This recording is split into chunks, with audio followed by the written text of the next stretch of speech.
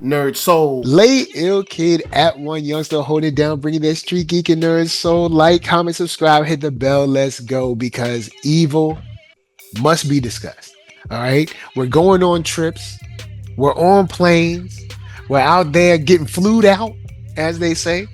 Uh, and we gotta solve some spiritual crimes. So we are not by ourselves. We are joined by an esteemed colleague, someone who knows the ins and outs of the evil world. I give to you, that's right, Solar Gray. What's up? Hello, everybody. This is Solar Gray, the cinematic sorcerer, coming at you from the Wizard's Tower. And we are here to talk about vacations, plane trips, and worst vacation ever. Shortest, all right, let's see. Matter of fact, I'll throw it to you. Where do you want to start when it comes to this episode of how to fly an airplane? So, I want to start with the main plot, actually. Okay. The case. Okay, yeah. Well, hey, there's people out there saying that we got a haunted box, man. We have a haunted artifact. Yeah. We have a relic. Yeah. A relic. And it seems to be haunted. People, experiencing problems on the planes. You got a whole gaggle of flight attendants. And they all agree. They're all like, man, look, strange stuff happens. It's weird. We can't explain it. So it seems like we got, the gang has a new case. We got a lady that seems to have I guess physical manifestations of the relic and its hauntedness or whatever. So I mean, we're in there kind of fast with this. Yeah. And real fast, actually. It was like, whoa, show just came on and it's like, okay, we're opening up at the hospital. Yeah. We didn't get the meet at the church scene. They were just like, hey, we're at the hospital and that's it. Well, we get a small ride with Kristen, but we'll talk about that later. But the team meets at the hospital. They're like, look, something's going on and it's not good. And by the looks of that lady's back, it is very serious. Yeah. And we got Father, I swear I'm qualified over here. Oh man, I think his name is Father Dement or Demet or something, but whatever.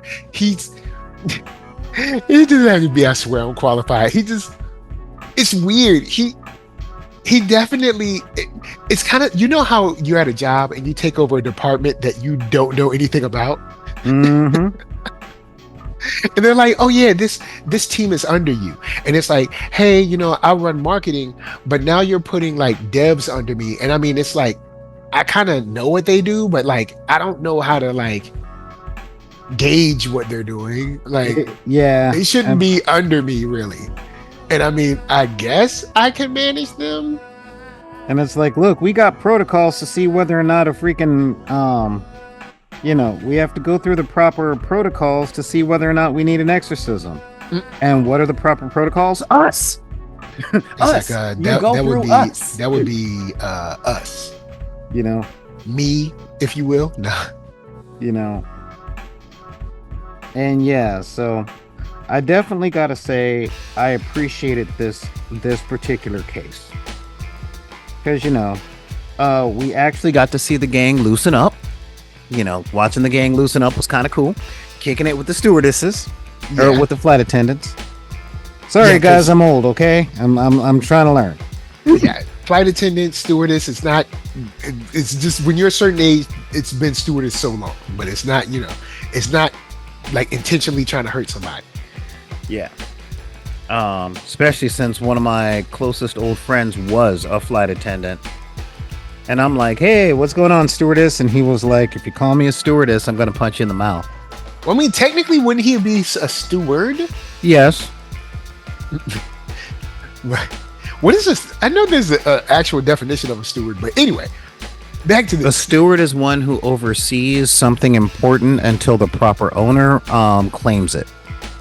Oh. That is why we are the stewards of Earth. Ah, okay, cool. Word up. That's why you have me on this show. Thank you very much. But the cool thing about meeting all these flight attendants in this kind of, I guess, like Airbnb kind of situation where they're like, they kind of come in and out, whoever's flying in the area. Yeah, it's the crash pad that's paid for by the Delta or whoever company. Yeah. Like, the cool thing is we don't really get this, I guess, aversion to the supernatural. All of them are like, yeah, man, crazy stuff happens on the plane all the time. Yeah, ghosts and stuff, no big deal. Like, all of them seem on board about like the ghost captain that they saw, which of course David sees later, and then of course I know he's not going to say anything to anybody because I don't know why we don't talk about important things to each other, but that's neither here nor there. But I like that all of them, there's not someone saying, oh, this is, stupid and, no one believes in this. All of them are like, yeah, I've seen the ghost, she's seen the ghost, we've seen weird stuff. So the case is not only given to us, but given to us by people that are generally, if not believing, open to believing it because they've also seen some stuff. Well, have you ever known somebody that, say, works the graveyard shift? Well, I worked the graveyard shift before, but not at a scary place, though. That don't matter. It was just overnight at a call center. No big deal. Nothing, no horror stuff going on. Yeah, see, here's the thing, bro. When your life is backwards to front, meaning you sleep during the day, you live at night, and most of these flight attendants were on red-eye flights. So, fun bit, now it's time for NERDSoul Science Facts. One of the main symptoms of sleep deprivation and hyperexhaustion are both visual and auditory hallucinations. Ah. Okay. When you're tired and you're walking down the street and you think somebody called your name, could be in your head, could be a ghost. Who cares? I'm tired. And that was a house full of people going through just that. And they were drinking. So that did not help. Yeah, so it's like, you know what? Yeah, it could be something supernatural. I've seen weird stuff on planes. Was it a trick of the light? I don't care. I have to make sure that this baby don't puke on this old man. Yeah, because Captain, his name was Captain Lemire. Captain Lemire, he's out there just riding along, hanging out with people, I guess trying to get him to crash or something. Before we get to the I guess the after the flight and to the actual trip to the Vatican, we don't ever find out where the girl got the relic from, did we? No, we did not. So we were just told flat out there are dealers.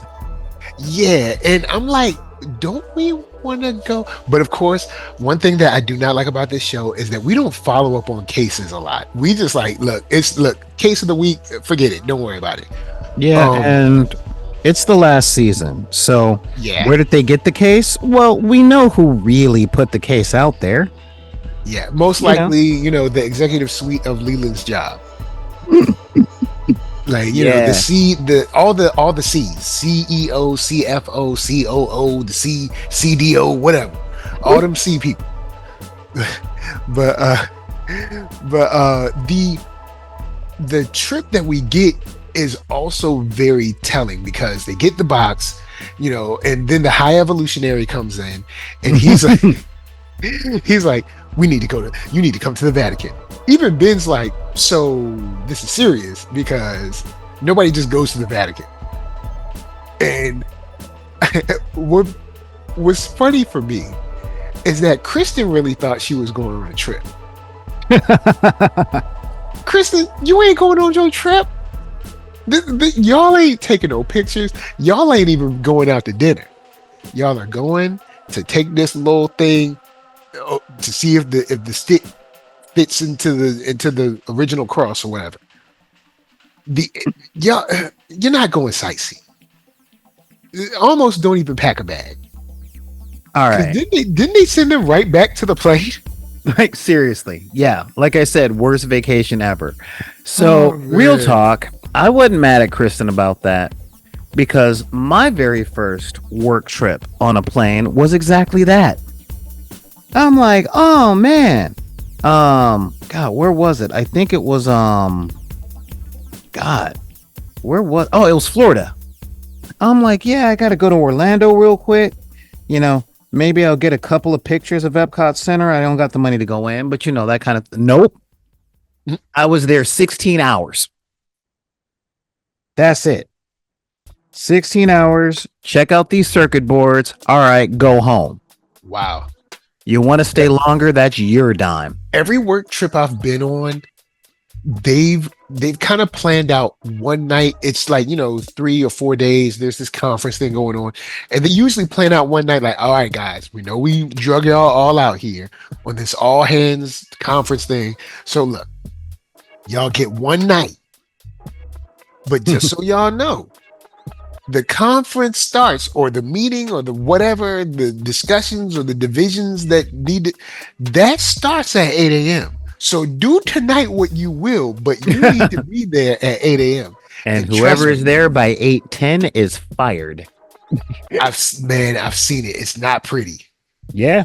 It's not pretty. I've seen people show up, and it's like, not even what I would consider late, but you are in the same, everything's in the hotel. So you're like, you just got to come downstairs. But It's like, not even what that took you a late. half hour to get to an elevator and push a button? You gone. Man, I've seen them send people home immediately. I got sent home one time. Matter of fact, when I was in Miami, I got sent home. No, when I was in Orlando, I got sent home. When I was in Miami, I had a great time. But when I was in Orlando, I got sent home. But we're gonna let that go. That was the young nerd soul. You know what I'm saying? He was having a little too much fun. Woke up late. You know what I'm saying? Look, yeah, don't worry about it. I did get to keep my job, but people were not happy, and I was on thin ice for a little bit. But in this, we get there, and it seems like it's a dud. We're like, all right, well, it doesn't fit the cross, so we're thinking this is part of the cross that Jesus was on, so it's like a huge deal. Get there, dud. So, all right, I guess we just go home. But I love how they made them carry it because they thought it was dangerous. They were like, oh yeah, and they didn't figure it out. So they were like, so you made us bring this. He was like, just in case the plane went down, we didn't want to. It's like, Yeah. wow, really? You okay? I was like, all right, but what ends up being a dud is actually kind of not a dud because it's still a demonic, I don't know, relic or something like that, and it's actually messing with the plane. So I gotta say, major kudos. Because I love twists like that. Love them. Okay. Because this was the perfect bait and switch for storytelling. Because the whole time, oh my god, we gotta look at this piece of wood. Look at the block of wood. It might be part of the true cross. The block of wood's a relic. It's a relic. Mm-hmm. It's a relic. And did you see Sinister? Did I see Sinister? I can't remember. No. I don't think so. I don't think I've seen Sinister. Okay, so Sinister. I'm about to spoil it for you, okay? Sinister, I think it's Blumhouse, not A24, but low budget horror movie. Takes place mostly in a house. With I cannot remember his name, Uma Thurman's husband. Oh, I remember the trailer for this. Ethan Hawke was in it. I haven't seen it, but I remember the trailer. So, yeah, he's a horror writer that does stuff, and he moves his family into a haunted house and all that stuff. Hold on, what? Yeah, he moves his family into a haunted house, because he's Now, writing did he know it was haunted, or was it like Yes. an accident? No, he knows it's haunted because that's like the premise of his book. Okay. But here's the thing: all the weird stuff happens that you would normally see in a ghost story, and they do something really interesting. Now, he doesn't know that it's haunted, but he does know that it is the site of a massacre. A whole family was killed there. And so he moves into the house and researches the house and does all that stuff so he can write a book. Okay. Weird stuff starts. You didn't have to like live in there, right? Like you could have like visited or like. Well, see, here's the thing. Right. Weird stuff starts happening, but nothing too dangerous. Just weird stuff, right? Gets weird. Then it gets really weird. And then he does what every black person says they would do in a horror movie. Says it's time to go. Yep. And he and his family move. And then he gets a phone call from the deputy he's been working with, who's cracked the code, which is the ghost doesn't convince the person to kill their family until they move. Oh, snap. Yeah. Huh? I'm like, that is a good twist. That was unexpected. Well, then why did the massacre happen at the house initially? Because the ghost stays at the house of the most recent massacre. So the family that killed, or the daughter that killed her family in that house was being haunted by that ghost in their previous house. Yo. And then they moved away from that house, and it was like, good, you moved to the new place. Now kill your family. And then the new family moves in. All that stuff starts happening. Then the new family leaves, and then the new family kills their family at the next house. I'm like, this is brilliant. Thank you, C. Robert Cargill. Essentially, thank you, writing staff of Doctor Strange Part 1. That was brilliant. And that's the kind of misdirection we have in this episode, where it's like, nope, it's not a holy relic. It's a fake. Now take the thing and go home. Oh, man. No, the relic was a fake. It's not a piece of the true cross. But the box that it's in, is trouble. And I just had to give it a slow clap. I'm like, that was good. Yeah, and then we even get the holy water that was supposed to be used on the lady's back. He was like, yeah, just take this holy water with you, put it on her back, and just tell her that everything's all good. Ends up having to use that on the box in the plane, which saves everybody, technically. Now, my question is, do you believe that the High Evolutionary meant for that holy water to go on the girl? Or do you think that the High Evolutionary knew it was for the box and gave it to him anyhow? They're so secretive, you never really know. Because, like, you know what I'm saying? You never really know, because they never outright tell you anything. They're always being secretive about stuff. They didn't even say they spoke English. Like, I don't know. Maybe. And it was a little weird because, like, in New York, High Evolutionary was like, oh no, this is not a request. You're going to the Vatican. And they're like, we don't work for you. And he's like, be that as it may, plane leaves at 8. Man, that's when you got power. Because I mean, Kristen was right. She was like, that's nice and all, but since we don't work for you, Yeah, I got 5 kids, or hold on, it's 4 or 5. I can't remember how many girls Four. she got. Anyway, all right, 4 girls. I Yeah, got 4 kids. Well, actually, she kind of got 5 kids now, but we ain't gonna talk. We'll talk about that later. yeah. I got That. 4 kids, and yes, I said 4 kids. All right, and Mhm. look, they got things to do. I got things to do. I can't just be flying places. All right, we got to plan trips out. He was like, Like, look, do I look like I'm in college? Does it look like I'm still dating a girl? No. Look, I will see you in I guess the capital of the Vaticanus, down deep in the catacombs. You ain't gonna go in the front door where it's all nice and you going deep with a whole bunch of cobwebs and stuff. And that's all you gonna see. And it's actually funny because I haven't been to the Vatican. I've been to the Sistine Chapel, but I haven't been to the Vatican. And real talk, they went through the part of the Vatican that I want to go to. I kind of gotta agree with Kristen on the part of the Vatican she went to. You'd think you'd keep this place a little bit cleaner. Like, I mean, but then at the same time, as deep underground as it is, maybe that's about as clean as it's gonna get. And second, in order to clean it, they have to send a crew. And, and loose lips. And I'm pretty sure that's high, security or whatever. Yeah, because it serves 2 functions.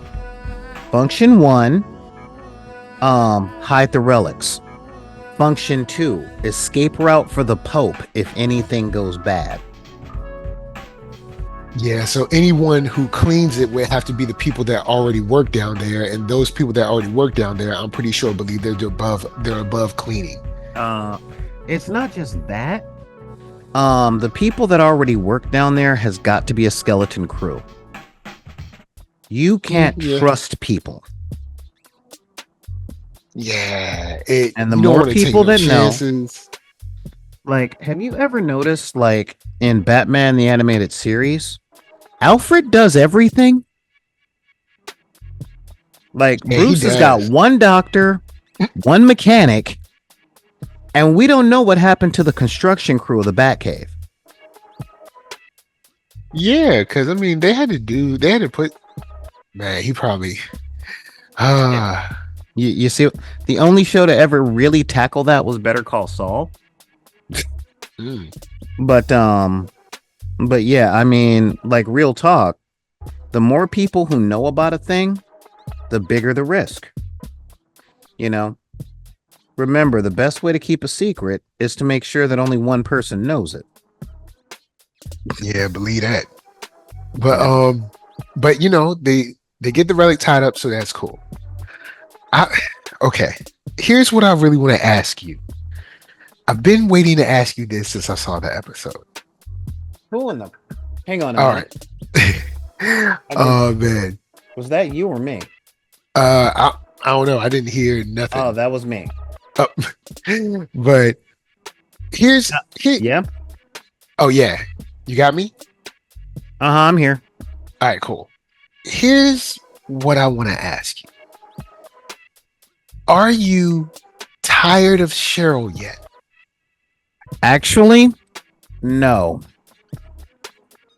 I was, but this season is actually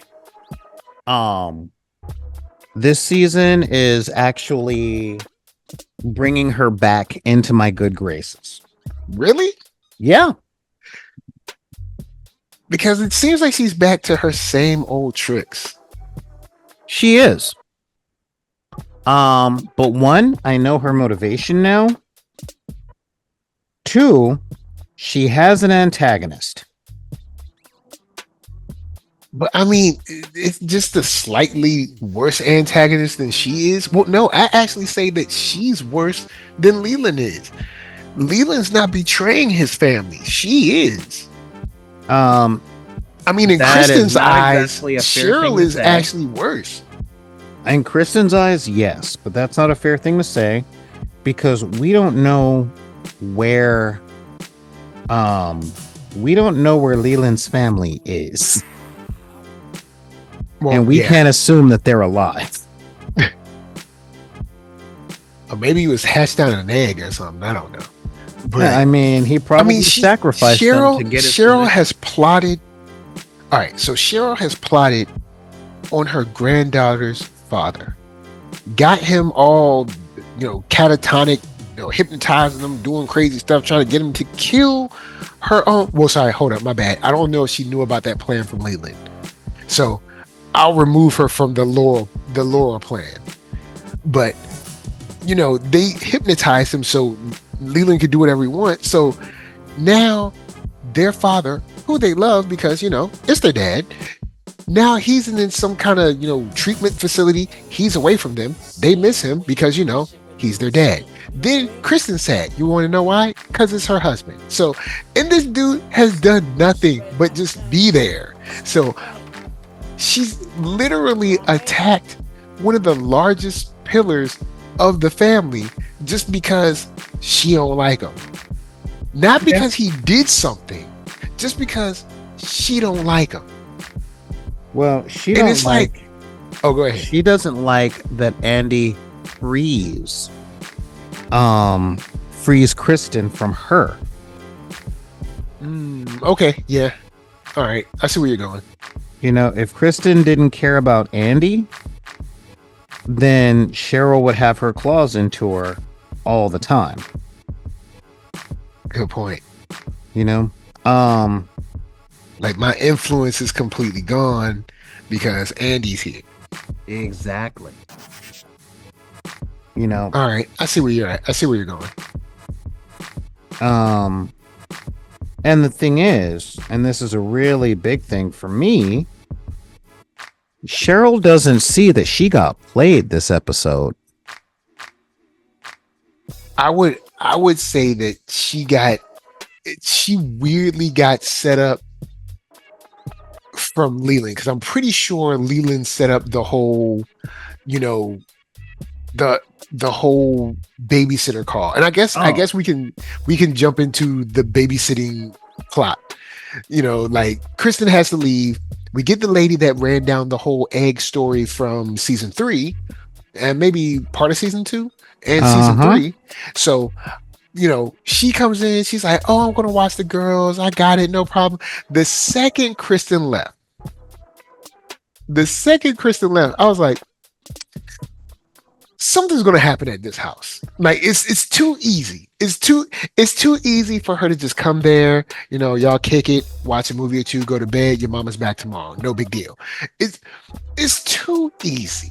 And then we chilling, all of a sudden she gets a call. I'm like, oh man. But at least she didn't end up dead, because I figured, she was going to end up dead. So at least she's not dead. But she gets called away, and I was like, how convenient. Now, of course, the girl's playing around in the bathroom, turning off the power. I mean, that's on them, but that might have been something that Leland would have done anyway. Even if they weren't playing in the, playing with all the electronics in like one outlet. Well, see, everything was set up perfectly. When I saw that, I'm like, oh, it's a storm. Isn't that fun?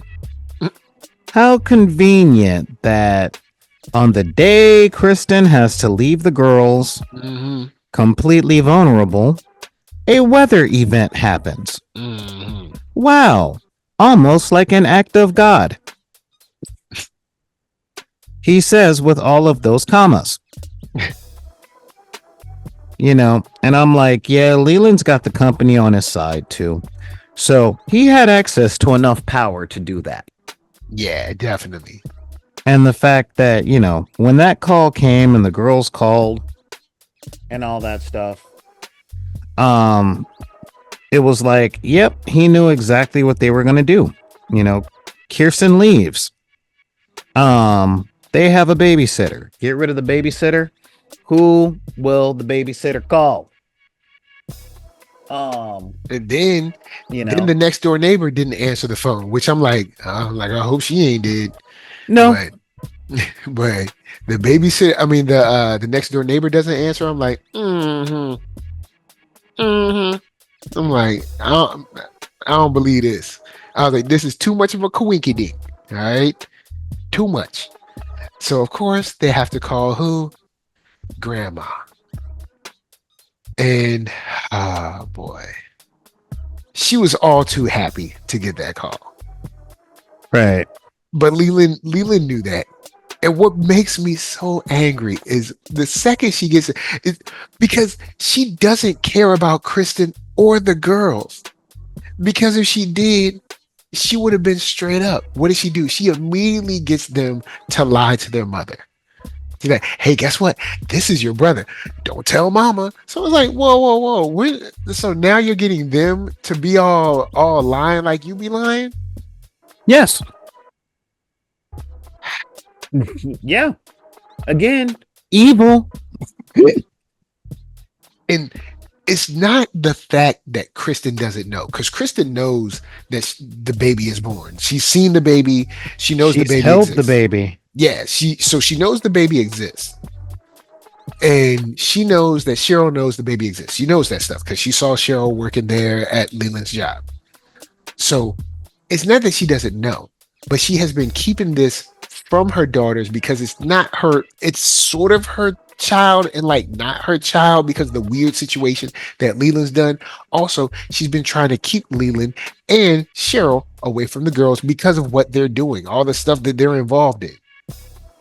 Even stuff that she's unwilling to admit that they're involved in, because even though we're 4 seasons deep and we've seen tons of stuff, they're unwilling to admit that anything is, I don't know, supernatural at all, but whatever. I mean, okay, let's sidebar real quick. We got a couple seconds. I want to talk about a young man by the name of Winston Zedmore. All right. He needs a job. All right. So Winston needs a job.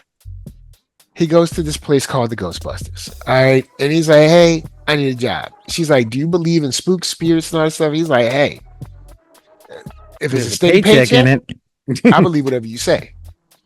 Now, he goes on a couple of jobs, and by the end of the film, he says, I didn't believe in this stuff, but you've got to listen. Like, I've seen some stuff now, and this is real.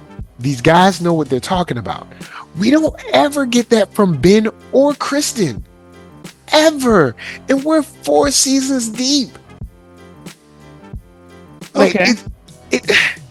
And maybe Winston's just a more open guy. Maybe that, but I mean, Winston is introduced in the Ghostbusters, of course, as kind of like, working class, blue collar guy. Yo, man, I just need a job.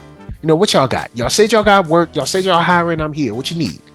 So he's just an average, everyday person. He's not a super cynic. He's not a super believer, but he's had experiences that now lead him to believe, hey, there's something here because I've seen these things. I have caught these things and put them into a box, and then we took it back to the station and we put them into a bigger box. All right. So these things have tangible, I don't know, effects on the world. It's slimy stuff and you can touch it. It's real. We never get that from them, but I will relinquish my time and give it back to you. I know it's an election year, but yeah, reclaiming my time. So, I see your Winston Zedmore, and I raise you a Dana Skully. Even Dana started to, around season 2 or 3, started to be like, okay, there's something to this. Like she wasn't like head over heels, but even Dana was like, she was like, okay, there's something going on, and it's, she wasn't there's a certain episode in either season 2 or 3 where something happens to Dana and Mulder and Skully getting somewhere, they almost die. And I have the whole series. I'm gonna run it back and watch it again. But something happens, and when Dana's writing her in notes, because it's kind of a big deal, like, oh, hold up, she's not completely against this now. She's saying like there's something else that happened. Like she wasn't at the point where she was like, hey, aliens are real and all this stuff and people are, but she was like, yo, this something happened, and I can't remember how she wrote it. I'll find the episode, but pretty much she did have an experience where she was like, okay, weird stuff has happened. But we don't get that from them, man. It's like, but yes, Dana was, I will give you this, for like the whole second season or first season and a half, whatever, until it was something where both of them almost died. But yeah, like, and even then she had a hard time believing in the supernatural aspects. true. You know, as soon as anything came up where it's like, oh, it's the government. Okay, yeah, it's the government. It's not aliens. Like, it's not alien. You know, it's not aliens. It ain't ghosts. They're not vampires. It's a disease. It's alien. It's a government conspiracy. It's a virus. It's something, but it's not aliens. It's the guy with the cigarette, like you, like who's not an alien. You know, the smoking man that like apparently has a key to every room in the world and like doesn't need lights when he goes into a room. I guess he just like staying in the dark. Well, you know, as a smoker. But yeah, so I mean that's a real thing. You know, that is a thing. That is a real thing. So yeah, when it comes down to a lot of that stuff, you know, old habits die hard. True. Very true. And Kristen is in a serious place of denial because if all of this stuff is true and there's something to it, then everything that she's dealing with and doing takes on a whole nother level, and she don't have the bandwidth for that. You know, we didn't mention this at the beginning of episode 2, but notice she's back into those margarita cans. Oh yeah, she is drinking the margaritas again. You know, she's like, nope, pulling the kids out of church. Narcotic. Huh? I thought she let go of that narcotic. Yeah, she did. And then, you know, her denial is something that I think, and going with her denial, I think it's something that's bleeding into the girls, but maybe not in the way that she may want it to bleed into the girls, because when the girls, you know, the power goes out, they go downstairs, and that huge hole in the basement that has not been dealt with that we found in like season 2, but whatever. Anyway, bat country. Yeah, when they go down there, what's it? Lynn and oh man, I cannot remember that girl's name. And it's only one. Why am I forgetting the middle girl's name? I feel bad for myself because I should not be forgetting. It's Lynn, somebody, Lexus, and Laura. I don't know who that other girl is. It's killing me. Oh man, you're killing me. I'm so sorry. I will pull them up. I'm gonna pull them up and find out who it is. Yeah, because I think yeah. Oh man, but there's a quick question where she's like, are you getting religious, or are you getting more religious? Something to that effect. And that was interesting because it didn't to me, and let me know how it came off to you. The question didn't come off as Lisa, by the way. Oh, her name's Lisa? Yeah. Okay, cool. So the question didn't seem to come off in a way where it was, I guess, like accusatory, or where she was, you know, something like she didn't believe in her or something like that. It's more like, so what's up? You know? Yeah. So I wonder if it's a thing where other daughters might also be interested. I mean, because you know, Lynn is the oldest. They could be influenced, I guess. Yeah, it's Lynn, Lila, Lexus, and Laura. There we go. So there we go. They're all them girls. Someone on when you type in Kristen's daughters into Google, it brought up why do you think Kristen has so many kids? Because you know, she's, you know, hey, look, she, you know, he didn't marry her for her cooking. All right. But no. But anyway, she's not a bad looking woman. Oh boy. But and the show's already made it very clear she's a little bit wild. Yeah, even Andy was like, "I like, I'm not against this, but what's going on with you?" But Lila asked Lynn straight up, like, "Hey, are you getting more religious?" And I wonder if that's going to become maybe a point of contention later with Kristen because of her denial. Oh, absolutely. Absolutely. But it's also setting up for the confrontations we were talking about last week. Yeah. Because we got good old Lexus with the, teeth and tail taking immediately to the baby. Yeah. And the baby immediately taking to her. Because they're both those the in vitro babies or whatever. The ones where they mess with the eggs and stuff. Right. Ah, man. I really don't want Lexus to be bad. Like, I don't. And I mean, she hasn't really been bad yet. She hasn't done anything. No. But they do, I mean, if they're going to stay consistent, every single baby that has been messed with by RSM fertility is a bad, like, I don't know, a bad situation or a bad outcome or whatever you want to call it. Those kids have done something wrong.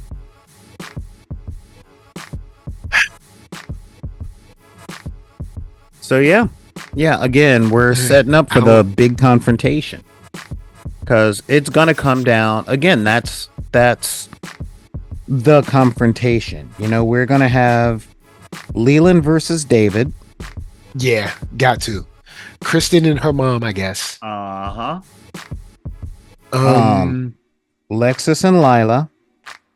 Oh no, Lexus and Lynn. Yeah. Okay.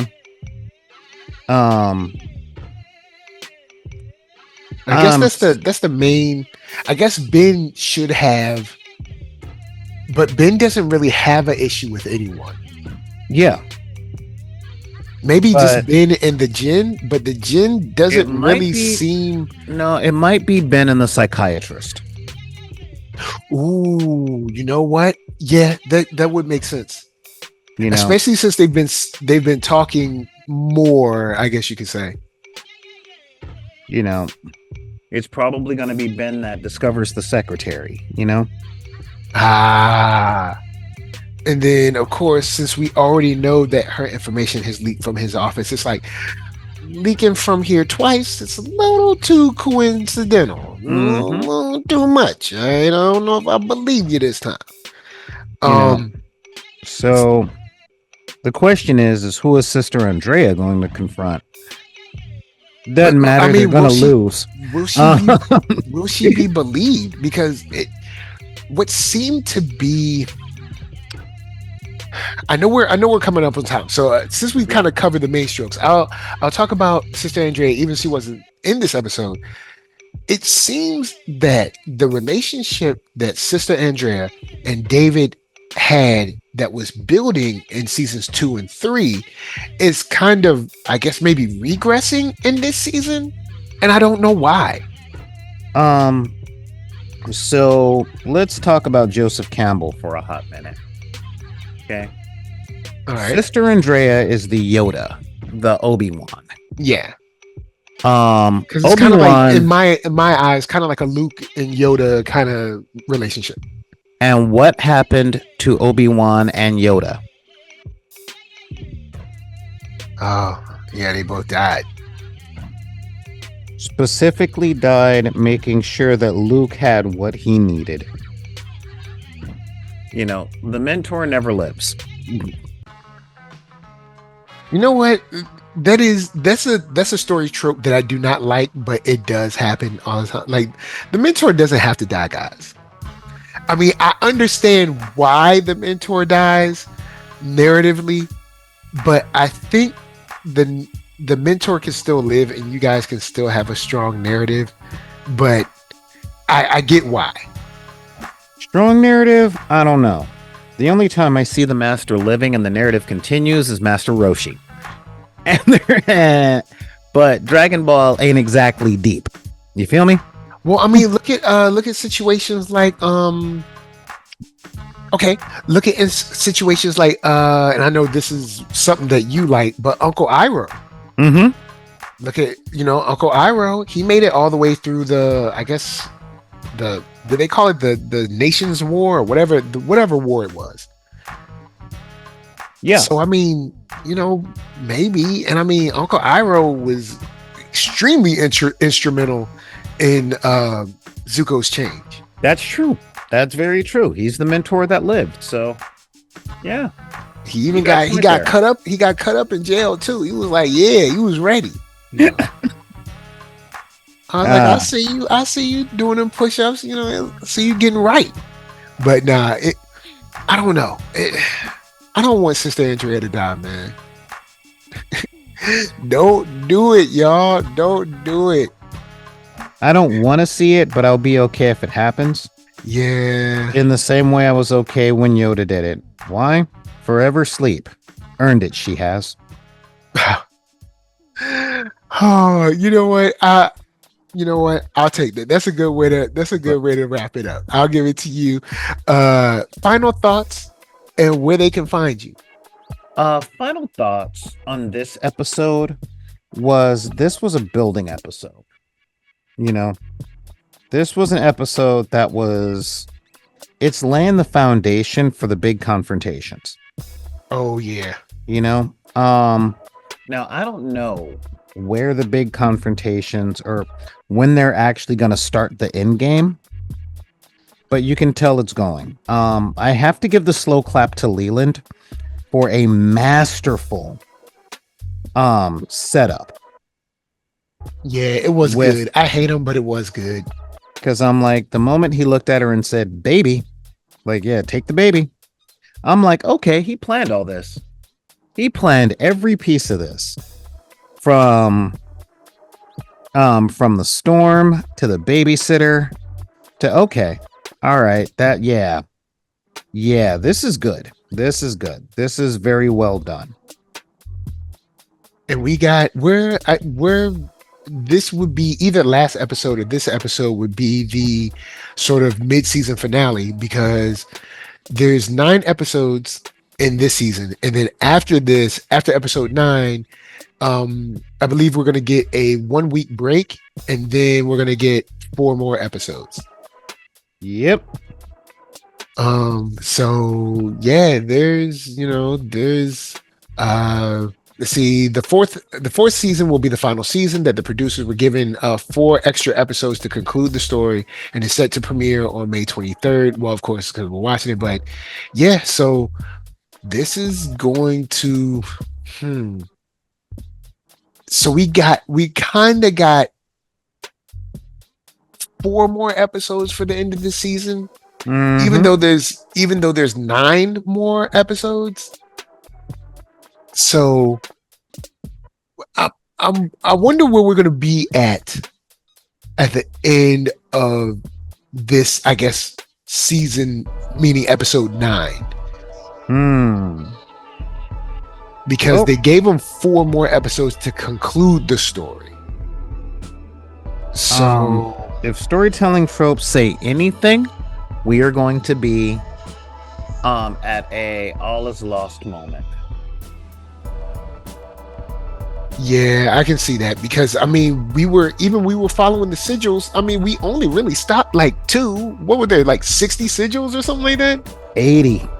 Oh, 80. So 80 sigils. I think they stopped 2, maybe 3. I mean, I rewatched the series, but it's still kind of like a blur because I watched so many other things. But I want to say, all right, I think 2 or 3. So I mean, there's tons of stuff that like they have just dropped story-wise, and there's a lot of ground that a lot of loose ends I would think they need to cover. But yeah, anyway, go ahead. Sorry. Yeah, no, it's no problem. So this was very much an episode of setting up. We've got Sheryl back in the picture, at least in the house for a hot minute. Tween girls cannot keep their mouth shut, especially about anything like a baby brother. Laura's spilling those beans. Huh? Laura's spilling those beans. Yeah. So we're gonna see. I'm guessing that in the next episode, we're gonna have a small confrontation between Kirsten and Sheryl. Okay. Okay. And it's going to start to lead toward the climax that everything is building up to. What is that going to be at the end? I have no idea. But in for a penny, in for a pound. So Yeah. we're in the last of the show. So yeah, that's the whole thing. We just got to get the show up and out. Yeah, I mean, So it's coming fast, guys. yeah. And if you guys want to see more of what I talk about and how I think and how we talk about stories and stuff like that, head on over to twitch.tv/BID_P or the Silver Gray YouTube channel. And yeah, check us out on Mondays, Wednesdays, and Fridays at 3 p.m. Pacific time. And we talk about games, stories, concepts in gaming. Like we recently just did a show on optimizing the fun out of a game and why it's a waste of your time and money. Oh. And so yeah, check us out. And seriously, and while I'm talking about that kind of stuff, subscribe to this channel, while we're at it. It's just a couple of clicks, click, not a big just a deal. click or two, go on and leave a comment, holla at us, say hey. Yeah, exactly. Be like Andre Atkins. Oh man. So that's all I gotta do. Just say hi. How you doing? Sorry you can't get through, but sorry. But man. So Biddy's at the BK Lounge. So yeah, seriously though, I'm really looking forward to seeing where this is gonna go. Cool. All right. Well, I guess on my side, final thoughts is I love the twist of the whole Relic box. I thought that was cool. I also, from a demonic standpoint, think it's a cool way to hide, I guess, your demonicness from a person or people, because they think the thing that's in the box is the problem, but it's actually the box that's the problem. So think they're just like, oh yeah, well, I'll just destroy this thing, whether it's a stick or a rock or a piece of paper, whatever it is, but they'll leave the box there and the box will just move around to people and keep on, I don't know, exercising, or possessing people or whatever. So I think that's I guess a smart evil plan or whatever. I guess that's pretty cool, and it was a good way to turn us around when it comes to the plane stuff. I hate the fact that I already know David is not going to bring up the captain to anyone, but I still love this show. So NERD, SOUL, Facebook, Instagram, Twitter, TikTok, podcast, all that jazz. And until the next time that you have to take a very, very shortly planned flight from your home state or home city or locality all the way to the Vatican, and you don't even get to shake hands with the Pope. All you get is dust and cobwebs. This is us to you saying peace and ask for a raise.